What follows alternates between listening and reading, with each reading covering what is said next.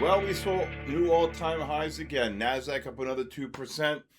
We saw the chips, Micron up 15%. We saw SanDisk up 16%. AMD up 11%. NVIDIA up 1.6. Broadcom up 4.2. Intel, big contract with Apple, up 13.8%. All right, so listen, I'm short-term bearish. I've just been looking for a pullback. All it is about 5 or 8 names pushing this whole market up. You can see the energy market is kind of flat.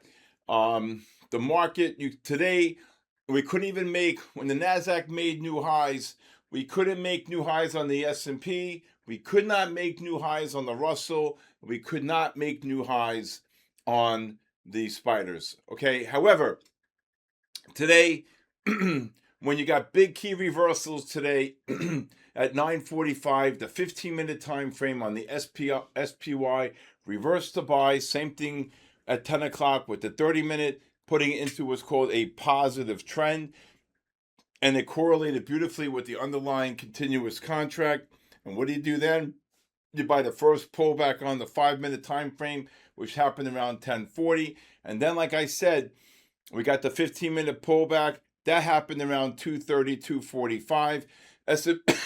S&Ps were trading around the 74.10, 74.08, and then ricocheted. The NASDAQ, the Qs traded down below the 708.80, and then rallied roughly about almost $2.50. Again, it's really the names here. SanDisk, really great patterns here on SanDisk. If you can see it here, once SanDisk reversed to buy on the 30-minute time frame right here, you can see the 30 reversing to buy, then the 60 reversed to buy right here. Okay, you can see the 60-minute reversing to buy right here. And then what do? You buy the first pullback here on the 15-minute time frame. You can see this is the first pullback on the 15, oversold into the positive MACD, rising ADX, big buying pressure, and you can see here the push up on SanDisk, 1485.33. Never look back. If you count the bars, 1, 2, 3, 4, 5, 6, 7, 8. Not bad. Not bad. 50 points on SanDisk. Okay. Micron, same thing. Really had the one pullback here, kind of like late in the day right here. But you can see these moves here, okay, off the 15s. And you see how these ADXs are really, really powerful on the 30 and 60-minute time frame. The one trade today a lot of our members took today was Tesla. Tesla, very, very strong here. You can see here, Tesla kaboomed at the end of the day here. Very big, just rallied, like had a really good long in here, but this was the really best long, the first pullback on the 15. And then basically, if you look here, when the 15 got oversold, look at the 30-minute. This is an absolute Picasso. We caught this long. It pushed up, made a lower high into the negative MACD, but at the end of the day, the 15 got oversold again, and we got this monster push up on Tesla. Google off the 30-minute time frame, you can see here as well, pulling in beautiful pullback here on the 30-minute. Google got down to the 396.82, and then you can see the rally here, almost $3, and then at the end we had this big Max 7 buy program that kicked in. And then the last but not least, Apple, again, learning to trade off the bigger time frames. Beautiful consolidation here, rallied about $1.50. But again, look at this beautiful pattern on the 30-minute time frame. When you get these 30-minute time frames getting oversold into these rising ADXs, big buying pressure. Okay, look what Apple did. The low here, below 292, rallied here. So again, off the 31, 2, 3, 4, 5, 6 bars. Okay, all right, beautiful. And then I'm going to show you Coinbase here. Coinbase. Coinbase reversing to buy on the 30-minute time frame, correlating with the 15. You had two beautiful pullbacks on Coinbase off the 15. Here's the first one at 115, and then here's the second one right here. An absolute Picasso here on Coinbase. Up 5 here. This one ran from 92 all the way up to 97. So really great moves here on Coinbase off the 15-minute time frames. All right. When I get back, I'll tell you what I expect for Monday. So look, I mean, all I'm looking for since the beginning, I'm short-term bearish, like I said. Yes, we've had these monster moves up. It's just unbelievable gamma buying here for the options. Market makers trying to, hedge funds chasing. We're up 5% on the NASDAQ just in the month of May. 15% on the NASDAQ year to date. I mean, the way I'm looking at this is I'm looking for, obviously, when you get a breakout of this magnitude, when you made new highs, you wait for the pullback on the daily. Now, again, the scenario I'm looking for, you look for a pullback on the, daily to get some type of an oversold condition. Maybe you drop 200 points on the S&P.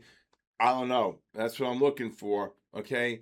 And then you get the pullback, you get another push up, then you get a deeper pullback, as I've been showing you on the weekly. And I think that's something that we're going to hope that will play out, because that'll be a really good move to, I think, 7,800, 8,000 on the S&P. If you see here what I expect for Monday, you can see that after we got the big buy reversal here on the 30-minute time frame, we got this really good push down here.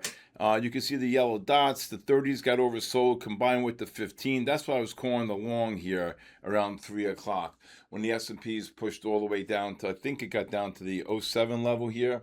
And I think that was the number here, 07, 08, yeah, up 07 and a half. And then we immediately pushed right back up here. But again, you know, when you see these type of moves like this, okay, and they're parabolic, I mean, you know, you got to say to yourself, you haven't really gotten one pullback. So even if you got a 235 pullback, you're looking around the 7165 maybe on the S&Ps. Do I think they touch 7,000? Maybe, I don't know, maybe 7130, 7150, and then I think you get a push up. What you're looking for, again, like I said, you're looking for some type of a pullback here on the daily, another push up. And then if you look at the weekly, which I'll put over here again, like I keep showing everybody I've been just calling for this pullback. The weeklies, 97 overbought reading. The monthlies probably going to be up there even higher. Okay, this week here. And then what you want to do here, you can see in the weekly, once you get this pullback on the daily, okay, this is what I'm hoping for, a pullback here, another push up to take off this number, at least take it down to something like this here, 7,200, 7,190, another push up, and then the next push down should be something like this in the next 2 to 3, 4 months, and then another blip up here going forward. Okay, that's what I'm looking for, and that's what I'm hoping for. All right. Okay. So with that, for Monday, I still want to see if we get another big push up to get these 30-minute time frames overbought. I wouldn't be surprised we gap down on Monday, but we'll see. But if we gap up, I think the play is you want to look to take money off the table, look for this pullback, and then look to go long. I will be looking to go long once we get to the oversold condition on the daily. Okay, and when we get that oversold condition on the daily, I think that will be the unique opportunity to buy. Get that remember, it goes in sequence. The 30 reverse to buy, it correlated with the monthly and the daily. Just like my favorite pattern in the world is when the 30-minute time frame reverses to buy, and it correlates with the 60 and the 15. So what do you look to do? You buy the pullback, okay, and then up and away. You get the first pullback on the daily after the weekly reverses to buy, and then you buy them and you never look back. All right. When I get back, I want to talk to you about placing stop orders when you're trading. All right, so a lot of people in this market, now today was kind of quiet. I mean, there wasn't really a lot of craziness to volatility wise. Markets really just out of the gate, just traded today from the 73, 90, 93 up to the 74.26. So even with this big move up, we gapped up and we never looked back. So again, what's going to happen here? It was just a very quiet day. There was a lot of scalping on the new highs with the non-confirmations, and then there was a lot of great patterns. And I just want to show you this one pattern here, actually, and this is why I want to talk to you about how to trade patterns and using stop orders. So today, if you look at the IWMs, okay, this is a pattern. First of all, the 30-minute reverse to buy here, okay, and it correlated with the 15-minute time frame. So when you got this push down here on the 15-minute time frame, it set up a long, all right, on the 15. But you can see here when the 60-minute time frame pushed up into the negative MACD, and then the price wise, and then the overbought condition into the negative MACD, plus you made the new high here, the MACDs are not confirmed on the 30-minute time frame. That's a pattern. Right? And you look to try to get that pattern 1 to 8 bars. So if you're trading off the 5-minute time frame, it was a pretty big drop. It was a pretty big drop. 284.97 down to 283.40. So it dropped about $1.50. That's a pattern. And that counted, if you count the 8 bars off the 5-minute time frame, that dropped pretty significant. Scalp trading, again, if you're scalping the market, all right, you have to be fast. You have to know it's anywhere from minimum 3 bars, no more than maximum than 5 bars on a 5-minute time frame. If you're trading off the 5-minute time frame, or if you're shorting on a bigger time frame, you could be anywhere up to 1 to 8 bars. So again, patterns are different, and you really need to use your stops and lower your stops when the S&Ps move in any way. Like for example, when we caught the long around 2:45, 3 o'clock on the 15-minute time frame on the Nasdaq and on the Qs, I said I would be looking to raise your stops. Today there was a perfect pattern in Tesla. Someone bought it between the range. It rallied about $2.50. I said I would be about maybe 2. I said I'd be looking to take off half here. As it went up, take off. I said I would take off another quarter and raise your stop. And when it went up a little higher, I said I would raise your stop to 428.80. It was trading around the 429.20, 30. Now that person was out already by 2/3, and then when it dropped, got stopped out, and then Tesla dropped $4 after that. But again, learning how to use your stops, very important when you're trading, again, whether you're pattern trading, like the Tesla story I just told you, or if you're trading scalp. So please be careful. These are markets that you really need to know what you're doing, and stop orders are your way of protection. Thank you for joining me tonight on The Bull, the Bear, and the Ugly. Please hit the subscribe button.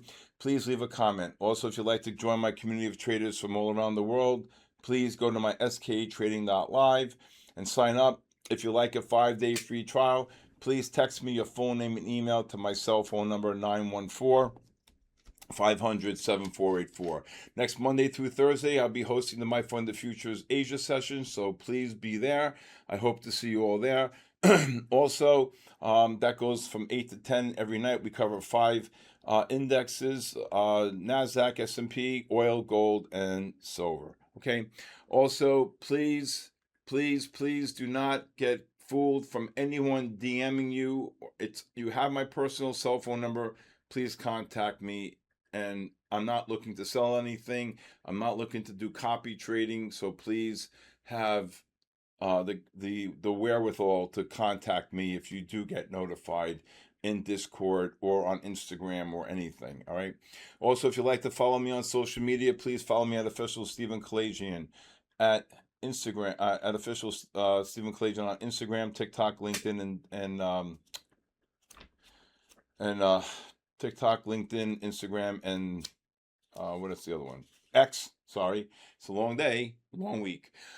With that, I'll see you. I'm not going to do Sunday night this because it's Mother's Day, and happy Mother's Day to all you beautiful mothers. And Mom, happy Mother's Day. Just lost my mother last August, so again, God bless her and God bless all the mothers. Have a great weekend, everybody. God bless you. God bless our troops, and of course, as always, God bless the United States of America. Have a great weekend. Enjoy every second.